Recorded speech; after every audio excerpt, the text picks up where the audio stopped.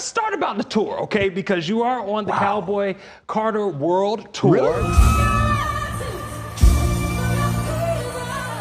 I don't know who you talking about. You didn't know about that? I didn't know? Oh my goodness. The twins stopped by Atlanta News First studio to promote their pop-up dance workshop on Saturday, which was happening in between shows supporting Cowboy Carter herself, Beyonce.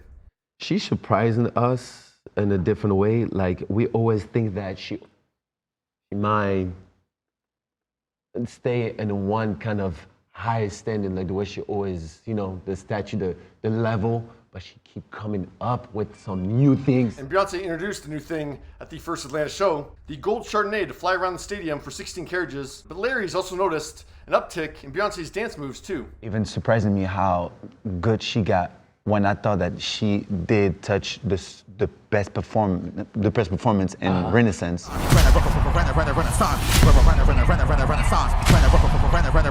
And then go back in Cowboy and see this. I ain't no regular singer. Now come get everything you came for. So I was like, oh, she just started. Now Beyonce did get a head start on Les Twins, so to speak, on this tour because they were absent for the first leg of US dates, which made Laurent's answer of being asked, you know, what's it like being back on tour with Beyonce, so surprising. I would never say, how does it feel to be back on stage? Because I never left her, and that would never happen. Well, you didn't leave her, but I mean, you weren't there for the first 13 shows of this tour. Yeah, in Englewood, California, which is Los Angeles, and Chicago, and then New Jersey. And yeah, their absence was certainly noted by fans online. Do you ever look at the comments? Do you ever? No, I don't. You don't really? We can't do that. I never look comment. I never. Because I care too much. The Beehive was made right again on June 5th. When they surprised the London crowd and joined Beyonce for her first show overseas on this tour. Oh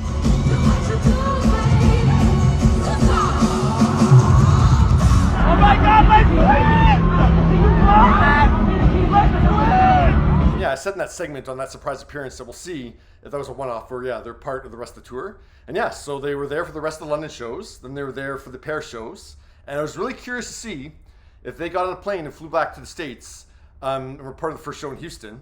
Because yeah, I think if they weren't, then we'd know what the reason was. They don't want to enter the US because of, or Trump land as they call it now. But no, they were there in Houston for that first show on June 28th. And then they were there in DC and now Atlanta, which wraps up its 4-night stint tonight.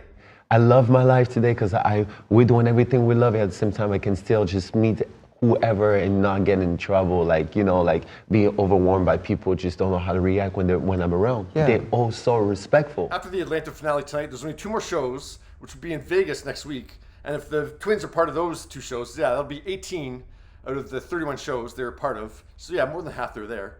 But yeah, my first question if I was interviewing them would be, where were you? Because I can't figure out what the reason would have been that would kept them unavailable from April 28th through like June 4th.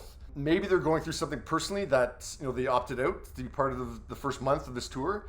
I highly doubt that, just given what we know of them and their connection to Beyonce, especially how Laurent phrased his answer. I never left her, and that would never happen. That makes me think that their absence was out of their hands or, yeah, not under their control.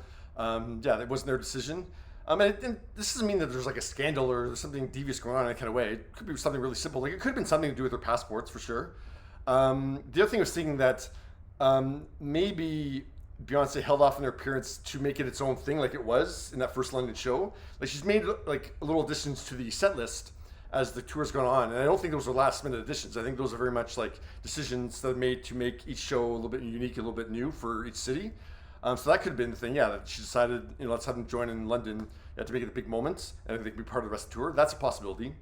The only other possibility that I'm kind of considering is that Les Twins toured with Jason Derulo in 2024. And from what I can see, the last show was on December 30th, 2024. And then they were part of his Cannes concerts at the beginning of June. So dancers sign contracts, especially them. They would absolutely sign a contract. And there could have been an exclusivity clause in that contract that said, you know, you can't dance with any other artists during the time that you're under contract with Jason. Like, remember dancers ditching Taylor Swift to go back to Katy Perry when she started her tour was the reason that the bad blood started between those 2 artists to begin with. So yeah, I'm not totally buying that as the explanation for the Twins because yeah, there's a 6-month gap in between the shows with Jason, and I'd be pretty surprised if the contract said yeah, you can't dance with anyone for that time for 6 months. That seems a little bit ridiculous. And the Cannes concerts seem like a one-off thing. Like I don't think they really would have been part of the contract for the tour, but it's possible. It's at least in the one of the possible explanations for it. But I don't want to start okay, let's blame Jason Derulo for this. But yeah, it's one of the possibilities. Yeah, it's great seeing them back with B where they should be, right? She make the possible impossible or the impossible possible. My first twins, and they're twins.